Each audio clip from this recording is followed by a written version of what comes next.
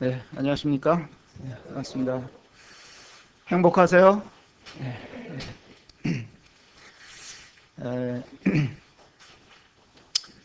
행복한 그런 삶을 이렇게 사시기를 이렇게 바라면서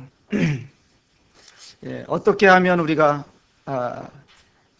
행복해하면서 살 수 있을까? 예, 누구하고 살면 행복할까? 뭐 이런 생각도 해보게 됩니다. 그래서 오늘은 행복한 사람이라는 주제로 말씀을 올려보기로 하겠습니다.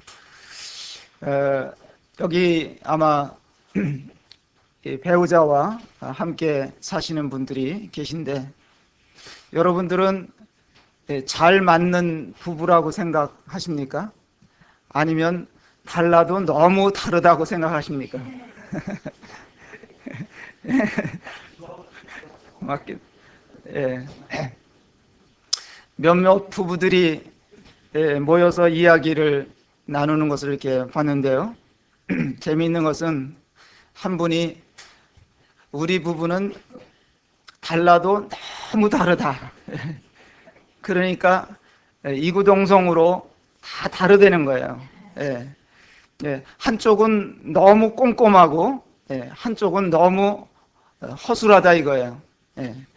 그리고 어떤 부부는 또 한 사람은 아침형이고 한 사람은 저녁형이고 어떤 사람은 냉체질이고 어떤 사람은 열체질이고 또 어떤 사람은 너무 빠르고 한 사람은 너무 느리다는 거예요. 그리고 한 사람은 이제 부부는 이야기하는데 남편은 정리정돈에 아주 일가견이 있는데 비해서 아내는 그저 옷도 바지도 뒤집어서 걸고 뭐 이럴 정도로 정리정돈을 못해서 이 남편이 어느 날 빵 터졌다는 거예요. 여보, 예수님이 부활만 하시면 됐지 왜 그렇게 바쁜 와중에 나오시면서 세마포도 개놓고 수건도 개놓고 그렇게 왜 나오셨는지 알아? 당신같이 정리정돈 못하는 사람한테 주신 메시지인 거야 그게. 당신 부활 믿어? 부활 믿냐고? 막 이렇게 몰아세웠다는 거예요. 그리고 나서 조금 있다가 이제 주님이 뭐라고 말씀하시는 것 같아서 생각해 보니까 야 그러면 네가 해라. 그래. 네가 하면 되지 않느냐. 이제 그래서 아내한테 이제 사과를 했다는 이야기도 들었습니다. 만약에 여기 이제 대부분 많은 젊은 형제자매님들도 계시고 그런데 여러분들이 배우자를 찾으신다면 잘 맞는 배우자를 찾고 싶으세요? 아니면 나와 다른 배우자를 만나고 싶으세요? 어느 쪽이세요? 잘 맞는. 그게 정말 잘 맞으면 좋은데 이 배가 한쪽으로만 너무 잘 맞아가지고 한쪽으로만 막 하면 이제 그것도 곤란할 수가 있다고 생각이 듭니다만 일반적으로 보면 이렇게 잘 맞는 것 같지 않아 보이는 부부들이 대부분인 것 같아요.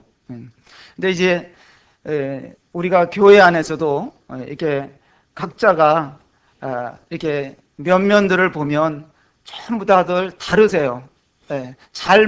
우리가 잘 맞는 것 같지만 서로 각각이 다 다른 면들인데 우리가 왜 행복하냐면 우리는 가는 방향이 같아. 바라보는 방향이 같기 때문에 목적지가 같아요. 주님을 믿고 나니까 우리 가치관들이 달라졌고 가치관들이 한대로 모아졌어요. 그래서 우리는 한 소망 가운데 한 믿음 가운데 한 주님을 섬기면서 이렇게 함께 가기 때문에 우리가 행복할 수 있다. 앞으로도 성도님들이 쭉 이런 것을 생각하시면서 행복한 삶을 사시게 되기를 이렇게 바라겠습니다. 오늘 아침에 총리가 이제 새로 임명이 됐어요. 그래서 그 총리는 누구냐면 요셉이에요.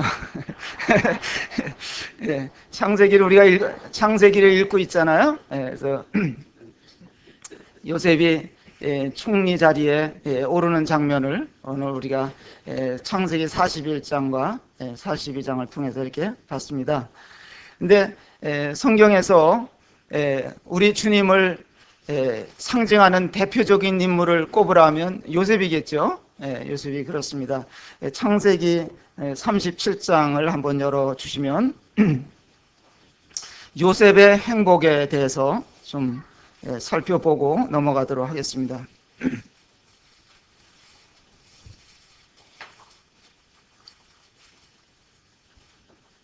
창세기 37장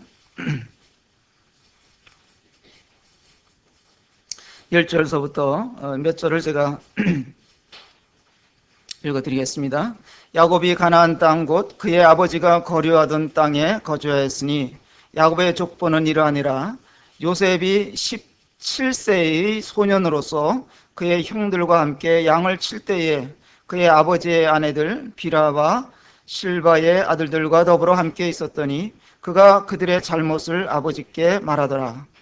요셉은 노년에 얻은 아들이므로 이스라엘이 여러 아들들보다 그를 더 사랑하므로 그를 위하여 채색 옷을 지었더니 그의 형들이 아버지가 형들보다 그를 더 사랑함을 보고 그를 미워하여 그에게 편안하게 말할 수 없었더라.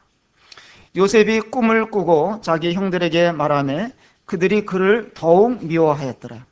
요셉이 그들에게 이르되 청하건대 내가 꾼 꿈을 들으시오.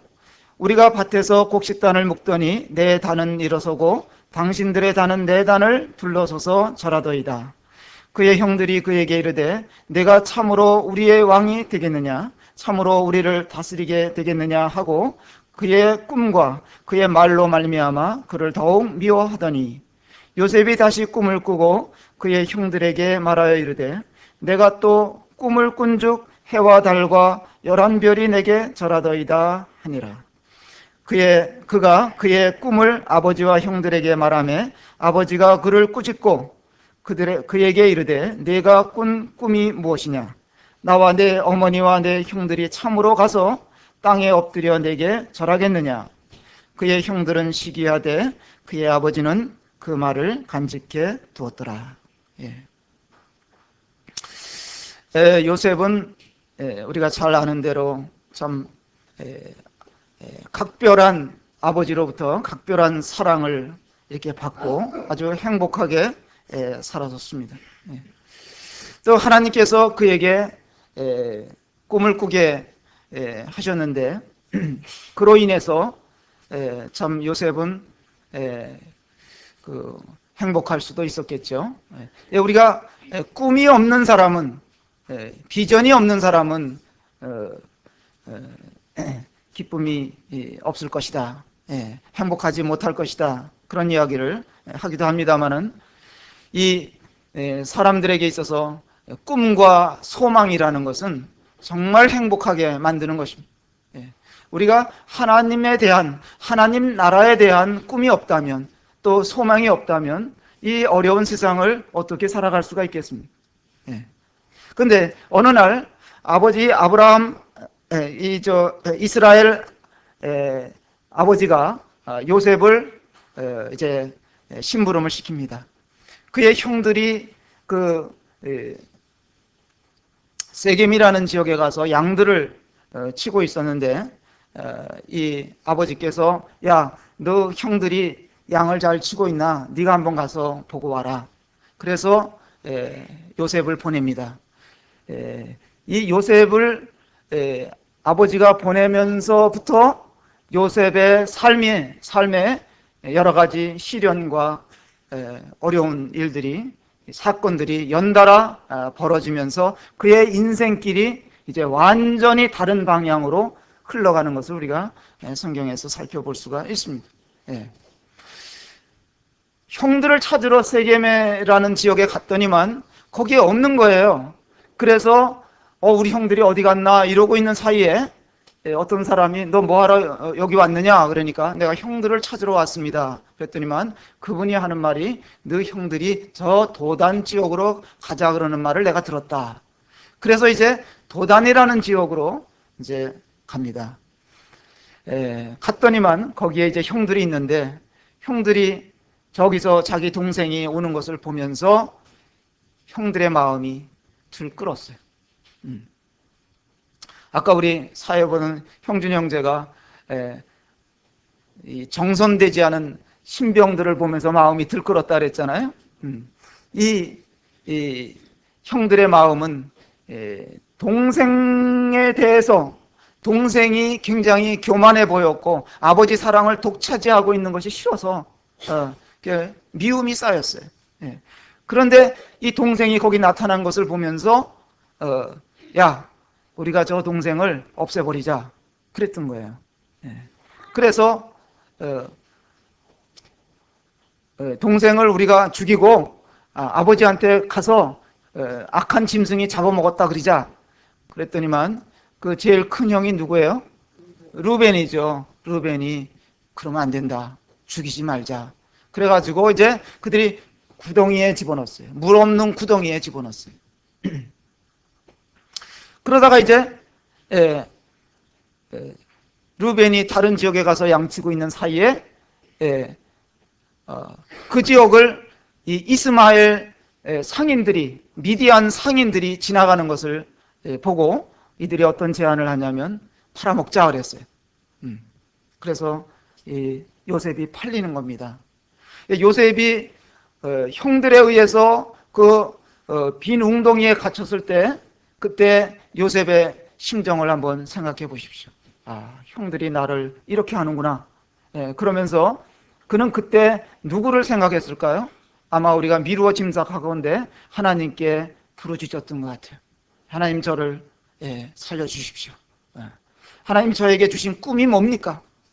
이러면서 그가 하나님을 바라봤을 거라고 생각이 되는데 하나님께서 그를 거기에서 그냥 형들의 손에 죽게 하지 아니하시고 유다라는 형이 우리 동생을 죽이지 말고 차라리 그냥 팔아버리는 게 낫겠다. 그래서 팔립니다. 이제 미디안 상인들에 의해서 팔려서 애굽으로 이제 끌려가는데 하루아침에 아버지 신부로 맞던 요셉이 정말 아버지 밑에서 행복하게 살던 그가 이제 전혀 다른 환경으로 가는 거예요.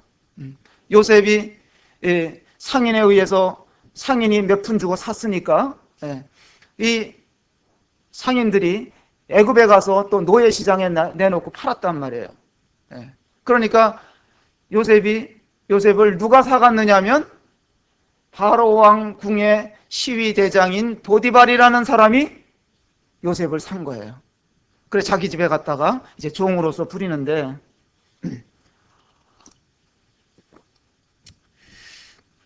자, 그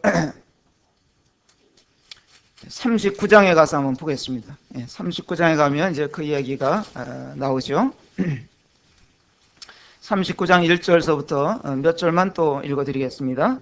요셉이 이끌려 애굽에 내려가매 바로의 신하 친위대장 애굽 사람 보디발이 그를 그리로 데려간 이스마엘 사람의 손에서 요셉을 사니라. 여호와께서 요셉과 함께 하심으로 그가 형통한 자가 되어 그의 주인 애굽 사람의 집에 있으니 그의 주인이 여호와께서 그와 함께 하심을 보며 또 여호와께서 그의 범사에 형통하게 하심을 보았더라.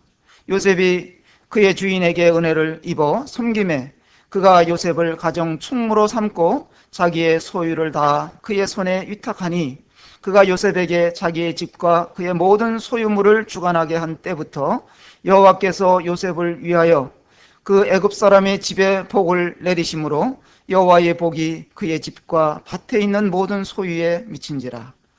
주인이 그의 소유를 다 요셉의 손에 위탁하고 자기가 먹는 식물 외에는 간섭하지 아니하였더라. 요셉은 용모가 빼어나고 아름다웠더라.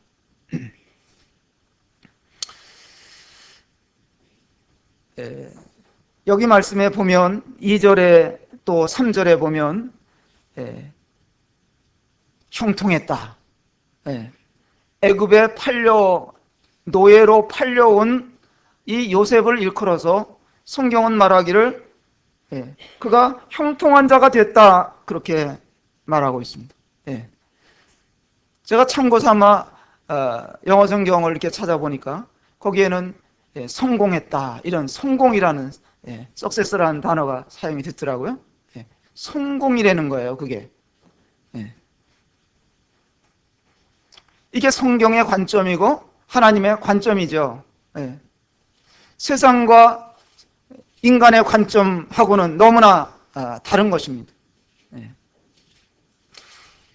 이방인인 보디발, 그 주인인 보디발의 눈에도 3절에 보니까 여호와께서 그와 함께 하시는 것이 보였어요. 그리고 그의 눈에도 그가 형통하게 된 것을 알게 됐다. 그래서 우리가 생각할 때 이게 뭐가 형통이냐 이거야.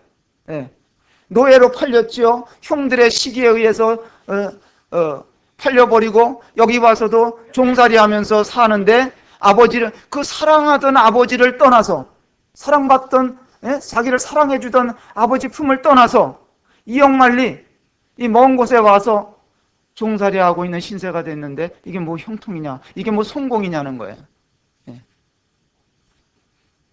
그런데 이 형통과 성공이라는 얘기는 하나님이, 그럼에도 불구하고 하나님이 요셉과 함께 하셨다는 거예요. 그게 중요한 거예요. 그게 바로 성공이고 형통이다. 우리 이렇게 받을 수가 있는 것이죠.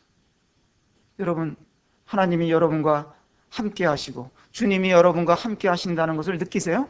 믿으십니까? 그러시면 행복하신 거예요. 그러면 형통하시는 거예요. 지금 뭐 내가 형편이 어떻더라도 상관없이 나는 성공한 자의 길을 가고 있는 거예요. 대단히 중요한 겁니다. 이것을 아는 자는, 이것을 생각하고 사는 사람은 늘 행복한 거예요. 그래서 우리는 만날 때마다 인사를 행복하세요 할 수 있는 거예요.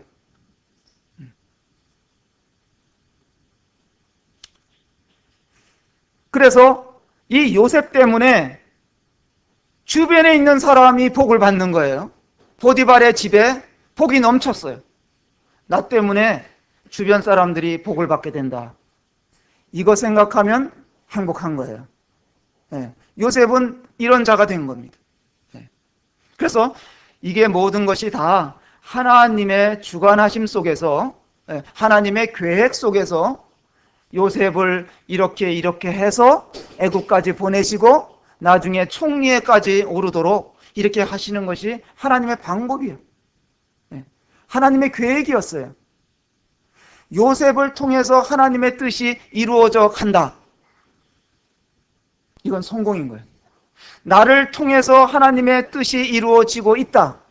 이건 내가 형통한 자인 거예요. 신약 성경에 와서 이제 또 행복한 사람들의 이야기를 좀 들려드리기를 원합니다. 자, 주님의 제자 중에서 제일 늦게까지 살아남은 제자가 있어요. 12제자 중에서. 누굽니까? 그렇습니다. 요한입니다. 혹시 요한을 생각해 볼 때 요한이 즐겨 사용한 단어들을 혹시 떠올리실 수 있겠어요? 어떤 단어가 생각나십니까? 사랑 또는 또 뭐가 있어요? 사랑만 생각나세요? 우리 요한 서신서를 한번 가서 보겠습니다. 요한 3서를 한번 보겠습니다. 요한 3서.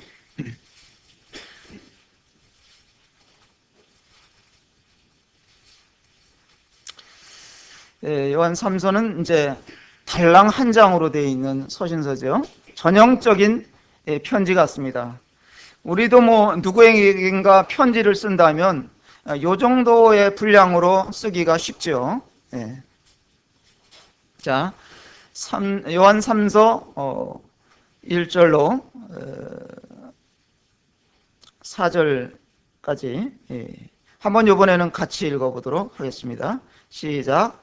장로인 나는 사랑하는 가이오 곧 내가 참으로 사랑하는 자에게 편지하노라. 사랑하는 자여 내 영혼이 잘됨같이 내가 범사에 잘다고 강건하기를 내가 간구하노라.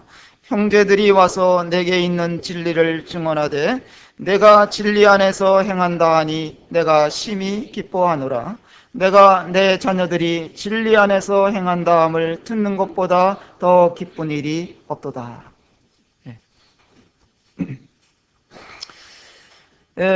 이 요한은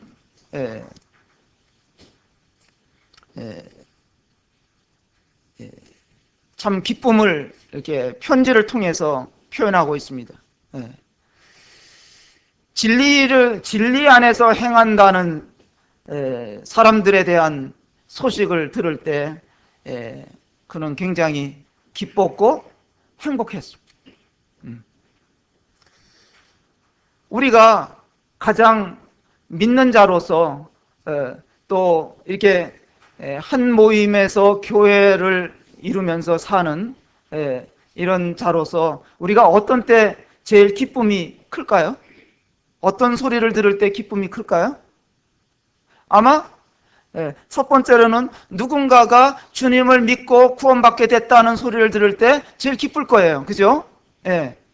또 두 번째로는 어떤 때 기쁘냐면 그 구원받은 사람이 진리 가운데서 행한다는 소리를 들을 때, 믿음 가운데서 신실하다는 이야기를 들을 때 우리는 기쁨이 크고 그로 인해서 우리가 행복해 할 수 있다고 믿습니다.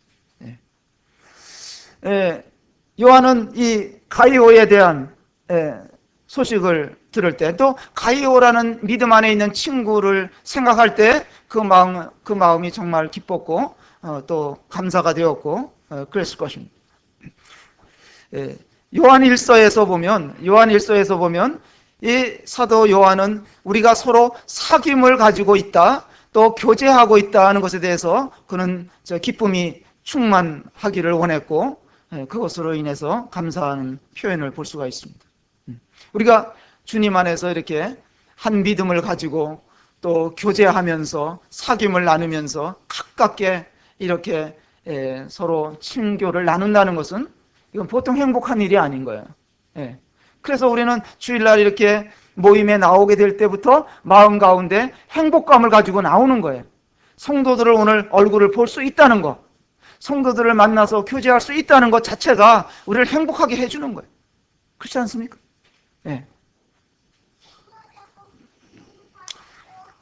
요한 2서에 볼 것 같으면 요한 앞장에 가서 보시면 거기도 잠깐 살펴보겠습니다. 요한 2서 1절에 보면 장로인 나는 택하심을 받은 부녀와 그의 자녀들에게 편지하노니 내가 참으로 사랑하는 자요 나뿐 아니라 진리를 아는 모든 자도 그리하는 것은 우리 안에 거하여 영원히 우리와 함께 할 진리로 말미암음이로다. 은혜와 긍휼과 평강이 하나님 아버지와 아버지의 아들 예수 그리스도로부터 진리와 사랑 가운데서 우리와 함께 있느니라. 너희 자녀들 중에 우리가 아버지께 받은 계명대로 진리를 행하는 자를 내가 보니 심히 기쁘도다. 그러니까 사도 요한이 잘 쓰는 단어들이 여러 데 나오고 있어요. 사랑이라든지 진리라든지 진리 안에서 행한다는 이런 것들이 이 사도 요한 마음 가운데 굉장한 기쁨이 되었던 것으로 이렇게 보여집니다. 그래서 여기는 아마 그가 장로로서 한 가정의 부녀에게 편지를 보낸 것 같아요. 이 부녀가 어떤 사람이었냐면 자녀들을 거느리고 이렇게 사는 분이었는데 믿음 가운데 아주 신실한 분이었던 것 같습니다. 자기 가정을 개방해서 또 성도들을 이렇게 영접하고 뭐 이런 일들을 했던 것 같고, 또 자기의 자녀들을 잘 말씀으로 양육하고 교훈해서 그 자녀들이 다 진리 가운데서 이렇게 행하고 있는 아주 굉장히 중요한 것을 우리에게 보여주고 있죠. 우리가 자녀들로 하여금 믿음에 굳건히 서도록 이렇게 하는 것보다 더 참 우리 마음을 충만하게 하는 것이 없는 것 같아요.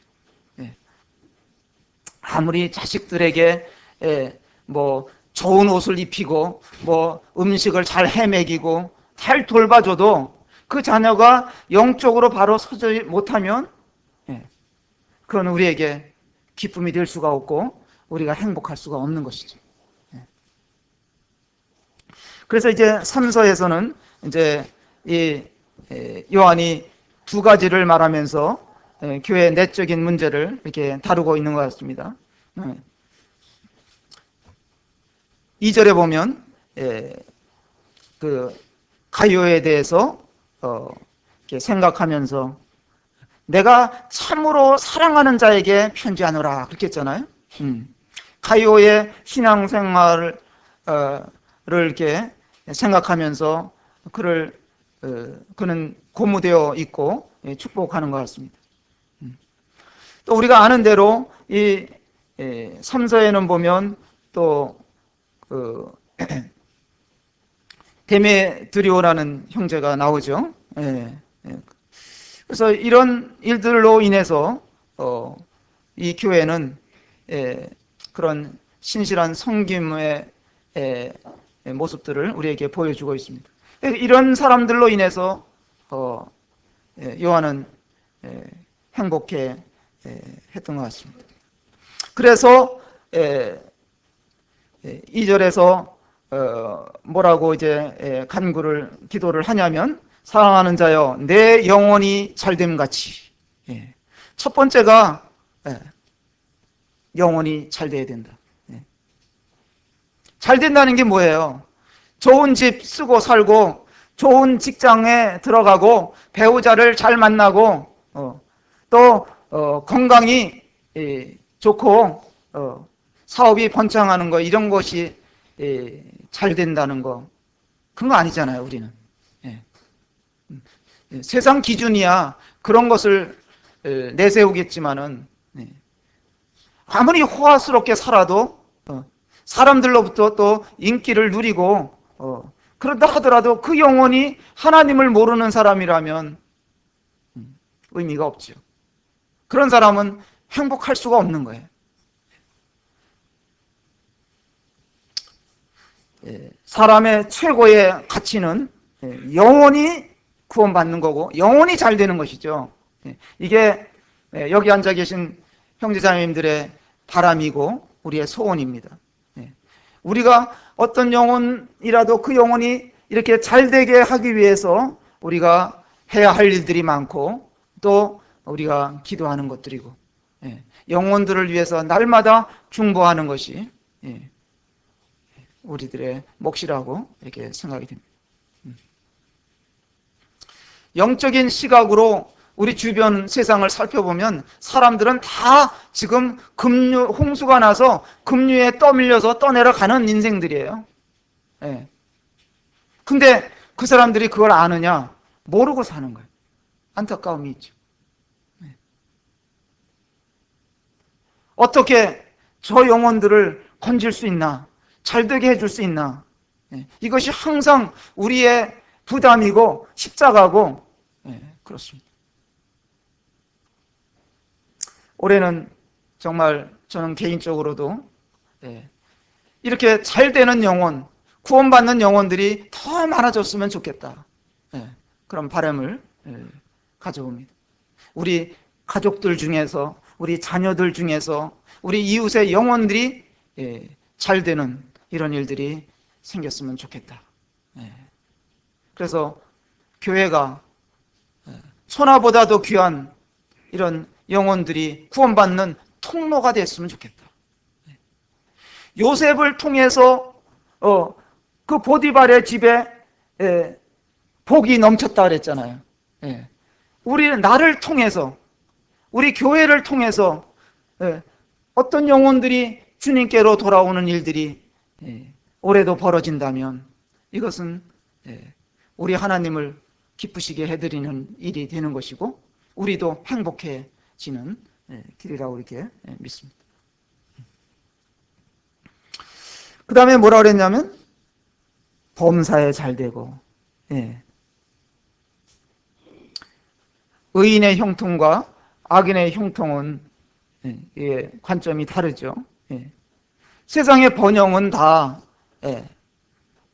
잘 되는 것은 물질적이고 또 일시적인 것들이에요. 아까도 말씀을 드렸지만 요셉이 총리 자리에 오르기 전에 총리가 된 것을 생각하고 사람들은 그가 잘 됐다, 성공했다 그렇게 말하는지 모르지만은 성경은 총리 자리에 오르기 이전부터 요셉이 형통했다고 말하고 성공했다고 말하는 거예요. 감옥에 갇혀 있는데 형통했다는 거예요.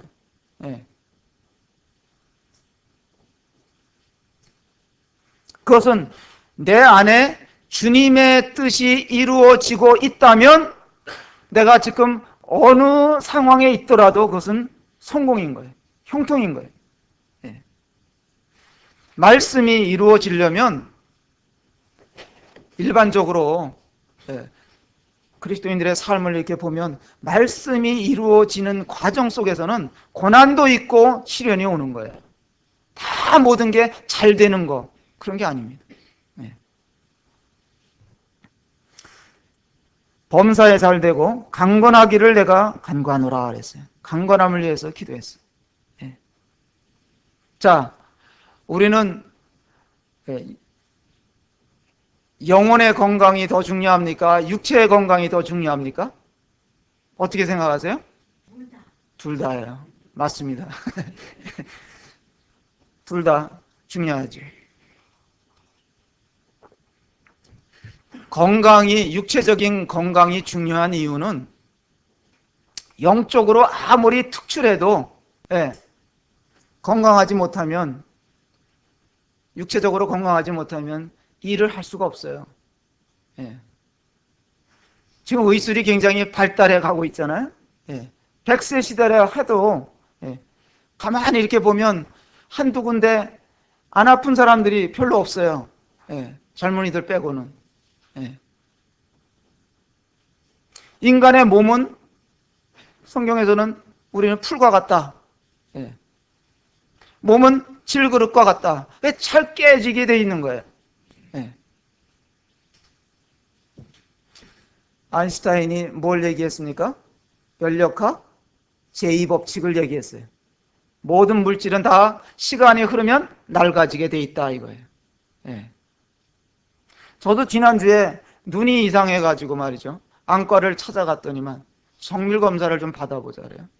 뭐 이거 받아서 뭐 하나? 이게 뭐 비문증이라 그래가지고 뭐 지금 잠자리 날개 큰 게 여기서 왔다 눈동자가 돌아갈 때마다 왔다 갔다 하는 거예요. 저만 그런 게 아니라 주변에 이런 분들이 너무 많은 거예요. 대수롭지 않게. 이거는 뭐 치료할 수도 없고 그것도 어떻게 안 했고 꺼내야 되는데 꺼낼 수도 없고. 그래서 무슨 검사는 무슨 검사냐. 그래서 그래도 뭐 한 번쯤은 모르니까 받아봅시다. 그래서 이제 검사를 받았더니만 의사가 깜짝 놀라는 거예요. 망막이 찢어졌다는 거예요. 한쪽 구석이 찢어져가지고 이게 이제 더 놔두면 이게 망막이 확 벗겨지면 이제 문제가 커지니까 급히 이제 레이저로 지져 놓읍시다. 그래서 이제 급히 이제 레이저로 이제 지지직 하고 뭐 시술을 좀 받았어요. 우리는 그러니까 시술을 받고 나니까 눈을 감고 이제 우리 집사람 붙들고 집에 올 수밖에 없잖아요. 그러니까 눈을 감고 이렇게 하니까 우리 집사람이 저한테 당신 평소에 기도를 잘 안 하니까 하나님 눈 감고 기도하라고 그런다는 거예요. 그래서 그거 뭐 반박할 수도 없고 그런갑이다. 기도 더 많이 해야 되겠다. 이렇게 이제 받아들였죠. 그래서 우리는 어떤 건강에 이상이 온다든지 환경에 어떤 어려움이 온다고 했을 때 그게 다 나쁜 것으로만 생각할 수가 없는 거예요. 자, 로마서 5장 한번 보십시다. 로마서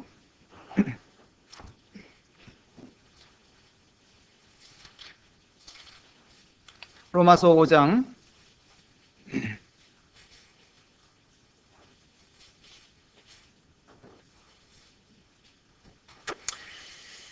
2절 말씀 보겠습니다. 또한 그로 말미암아 우리가 믿음으로 서 있는 이 은혜에 들어감을 얻었으며 하나님의 영광을 바라고 즐거워하느니라. 다만 이뿐 아니라 우리가 환난 중에도 즐거워하나니 이는 환난은 인내를, 4절에 인내는 연단을, 연단은 소망을 이루는 줄 아미로다. 소망이 우리를 부끄럽게 하지 아니함은 우리에게 주신 성령으로 말미암아 하나님의 사랑이 우리 마음에 부은 바 됨이니. 이런 말씀이 쭉 나오잖아요. 인내는 소망을 가지게 한다. 우리는 세상을 살아가면서 육체의 연약함과 질병 같은 것들을 피해갈 수가 없어요. 그러나 주님이 오시는 날까지 우리는 인내하면서 이렇게 살아야 된다고 믿습니다. 그러니까 이 질병은 고통이 따라오게 돼 있는 건데 또 마음에 여러 가지 우리를 위축하게 만드는 요인이 될 수도 있습니다만은, 그러나 이게 긍정적인 측면이 있는 거예요. 몸이 약해지고 어디가 불편하게 되는 것은 하나님을 더 의지하게 만드는 거예요. 우리가 마냥 건강만 하고 말이죠, 마냥 좋은 일만 계속 생기면 왜 하나님 의지하기가 쉽지 않잖아요. 내 잘났다 그리고 살 거 아닙니까? 그러니까 하나님께서 이런 것들을 우리를 더 단련하시기 위해서 허락하시는 것으로 볼 수 있습니다. 육체의 그러나 연약함은 영적인 활력을 떨어뜨릴 수 있어요. 그래서 가이오는 이 요한은 가이오의 그런 강건하게 되기를 바라면서 하나님 앞에 간구를 드렸던 것입니다. 우리는 살아가면서 이런 여러 가지 이게 장애물도 만날 수가 있고요. 참 몇몇 가지로 인해서 고통을 겪으면서 살 수밖에 없는 것 같습니다. 그냥 어떤 분들은 건강이며 어떤 분들은 또 직장에서의 문제로 뭐 갖가지의 스트레스를 받을 수밖에 없는 이런 상황에서 살고 있죠. 그러나 우리가 기억해야 되는 말씀이 한 군데 있는데요. 로마서 8장 보겠습니다. 8장 20 몇 절에 나오나요? 합력하여 선을 이룬다는 말씀이 몇 절에 나오죠?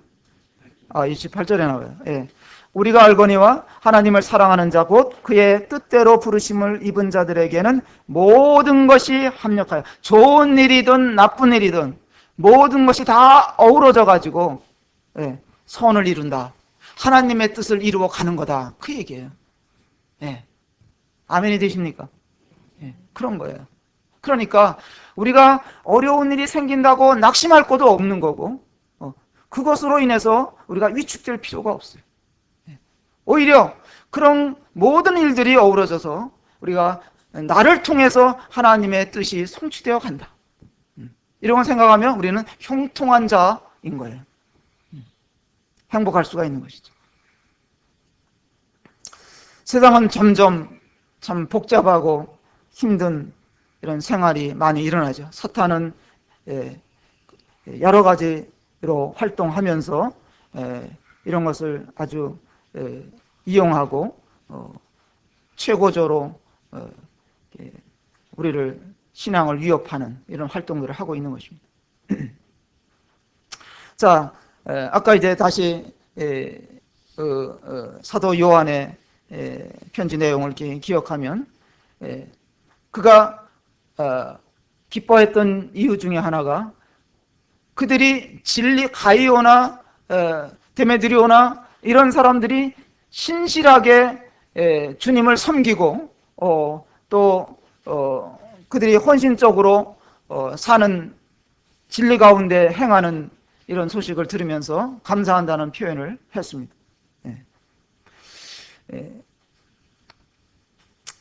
교회는 역사적으로 이렇게 지나오면서 이렇게 보면 교회 안팎으로 여러 가지 위험들이 항상 도래했던 것을 이렇게 볼 수 있습니다. 요한 2서 내용을 잘 보면 그것은 교회의 위험은 외부로부터 이렇게 들어오는 것을 이렇게 볼 수가 있어요. 다시 말해서 이단의 활동으로 인해서 믿는 자들, 교회가 위험을 받는 그런 일들이 역사 가운데 있었습니다. 그게 요한 2서의 내용이에요. 그러나 요한 3서의 내용을 볼 것 같으면 이제 교회 내적으로도 문제가 이렇게 발발하고 있는 것을 볼 수가 있습니다. 디오드레베라는 사람이 이렇게 나오죠. 다시 한번 가서 잠깐 참고하고 이렇게 정리하고 넘어가야 될 것 같아요. 요한 3서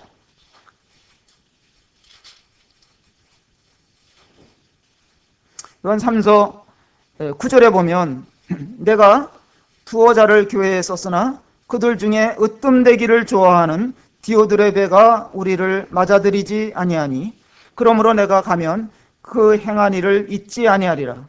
그가 악한 말로 우리를 비방하고도 오히려 부족하여 형제들을 맞아들이지도 아니하고 맞아들이고자 하는 자를 금하여 교회에서 내쫓는도다. 이런 일을 하는 자가 교회 안에 있었다는 것이죠. 교회는 아마 이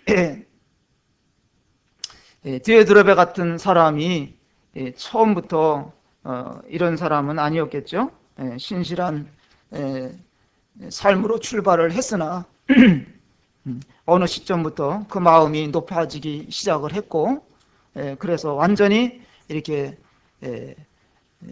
사람들 위해 군림하면서 빗나간 이런 모습을 띠고 교회에 해악을 끼치는 이러한 자로 흘러갔던 것 같습니다.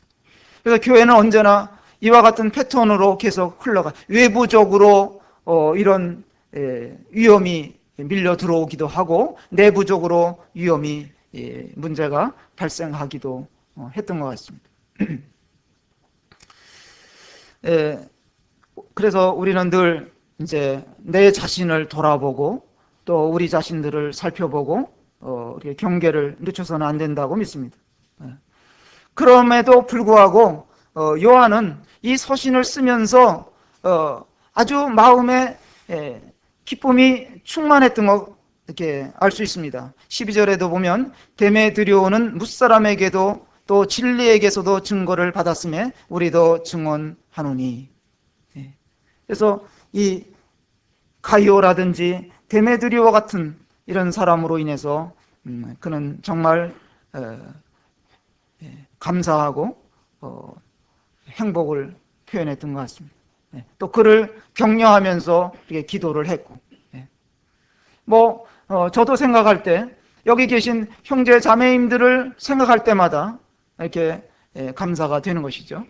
그래서 모든 분들이 영원히 잘된 같이 또 범사에 형통하시게 되기를 바라고 또 강건하셔서 주님을 더 잘 섬기실 수 있게 되기를 이렇게 바라는 마음으로 살고 있습니다.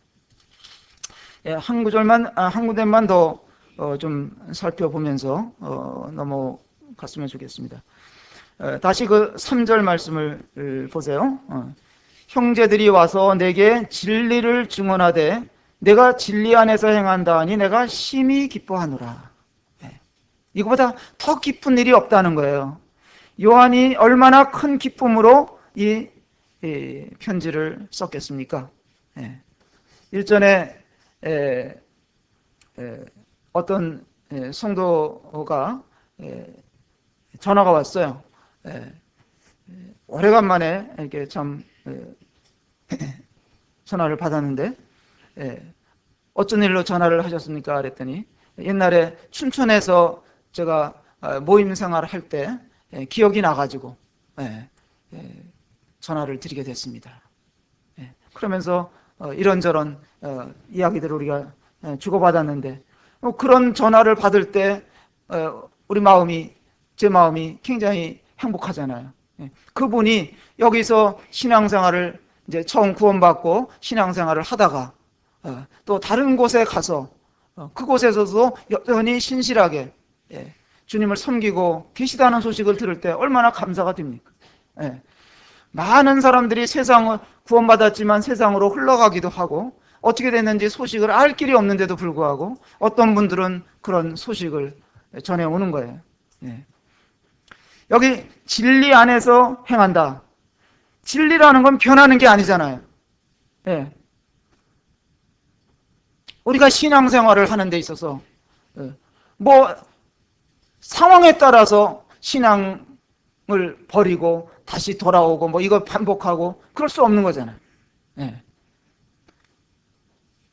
진리라는 것은 변하는 것도 아니고 이 땅에 속한 것도 아니고 예수 그리스도께서 진리이시죠. 사람들은 뭘 보고 기뻐하느냐? 요한은 진리 안에서 행한다는 것을 보면서 그런 소리를 들으면서 기뻐했다. 세상에는요, 요즘에 기독교는요, 병 고치는데 집중을 해요. 사람들의 신유 집회, 사람들이 많이 갑니다. 또 귀신 쫓아내는 거 이런 데 집중을 해요. 그래야 사람들을 모을 수 있다는 거예요. 그런데 사람들이 많이 모여요. 그냥 목회하는 사람들마다 뭘 배우러 다니냐? 신유나 이런 능력 행하는 것을 배우러 다닌단 말이에요. 그건 누구한테 배우겠어요, 그거를? 그건 주님한테 배우는 거 아니에요. 100% 주님한테 배우는 게 아니에요, 그런 건. 그런데 사람들을 모으려니까 그런데 쫓아다니는 거예요. 근데 주님이 어느 날 누가복음 10장인가요? 보면은 제자들이 돌아와서 막 기뻐하는 것을 보면서 뭐라고 하시냐면 귀신들이 너에게 항복하는 것으로 인해서 기뻐하지 말고 뭘로 기뻐하라 그랬습니까? 내 이름이 하늘에 기록된 것으로 인해서 기뻐하라 그랬습니다.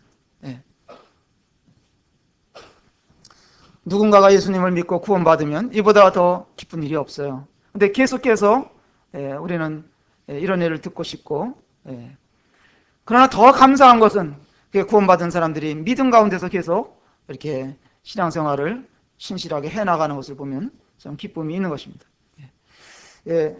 정리해서 이렇게 말씀을 드리면 행복해지는 비결이 있다면 이렇게 누군가를 교회 안에서 이렇게 섬기는 거예요. 가이오나 데메드리오나 이런 사람들. 우리가 자신만을 위해서 살면 행복할 것 같지만 그렇지 않습니다. 남을 위해서 남을 섬기고 베풀 때 훨씬 더 기쁨이 큰 거예요. 올해를 시작하면서 제가 주님 앞에서 기도했습니다. 제 주변에 있는 사람들에게 기쁨이 될 수 있는 일을 하게 해달라고 주님 앞에 아뢰는데 주님이 한 가지를 생각나게 해주셨어요. 그걸 지금 이제 실천 중이에요. 작은 일인데 실천 중인데 잘 안 되지만 제가 1년 동안 쭉 해보려고 그래요. 근데 제가 그걸 지금은 말씀드릴 수가 없어요. 제가 해보고 변화가 오면 뭐 성도님도 아실 수가 있게 되겠죠. 하여간 우리는 이렇게 행복해지는 내가 무엇을 행할 때 행복해질 수 있을까? 뭐 이런 것을 생각해 보면 좋을 것 같다고 믿습니다. 그래서 영혼이 잘 되는 일, 영혼이 잘 되면 또 구원받는 성도라면 이제 더 잘 되어야 되는데 무엇이 더 잘 되는 길이 뭔가? 성숙해지는 거고요. 주님과 동행하는 삶이겠죠. 그래서 에녹은 300년 동안 주님 하나님과 동행했다고 하는데 함께하는 거, 주님과 함께하는 삶, 이게 이제 행복의 비결이라고 믿게 되고요. 동행한다. 여행하는 데 있어서 경험을 해보면 여행하는 데 있어서 동행자와 종종 이렇게 다투는 사람들을 마음이 상해가지고 돌아오는 이런 사람들을 볼 수도 있습니다. 성경에도 보면 동행하다가 어려움 당한 그런 분들도 있죠. 마가 같은 경우에 그거 바울과 동행하다가 중간에 돌아와 버렸어요. 다투고 돌아와 버렸어요. 그 일 때문에 또 바나바와 바울이 심하게 다퉜어요. 그리고 그들이 갈라섰어요. 주님과 동행하는 데 있어서 우리가 뭐가 필요하냐? 주님과 계속 교제하고 말씀에 순종하고, 말씀에 순종해서 살면 정말 자유롭잖아요. 그게 자유예요. 그리고 우리가 진리 안에서 행하는 거죠. 진리 안에서 행하는 사람이 될 때 행복하게 되어 있습니다. 진리 안에서 산다는 것은 거듭해서 이제 말씀을 드립니다마는 이렇게 모든 일들이 다 술술 풀리고 고난도 없고 뭐 비난받는 것도 없고 멸시도 없고 그런 게 아니잖아요. 우리는 내 속성이 굴복되지 못해서 힘들 수가 있습니다. 제가 이제 일주일에 한 번씩 요새는 막 건너뛰었는데 이제 그 구도자 한 분과 이제 일주일에 한 번씩 여기서 지금도 교제를 해요. 주중에 이렇게 교제를 하는데 그분이 제가 유인물을 이렇게 교제하는 유인물을 이렇게 숙제로 이제 주기도 하고 그런데 그분이 직장에 가서 그거를 이제 읽어보고 있는데 그 직장 병원인데요. 작은 개인 병원인데 그 직장 분들이 이렇게 들여다보면서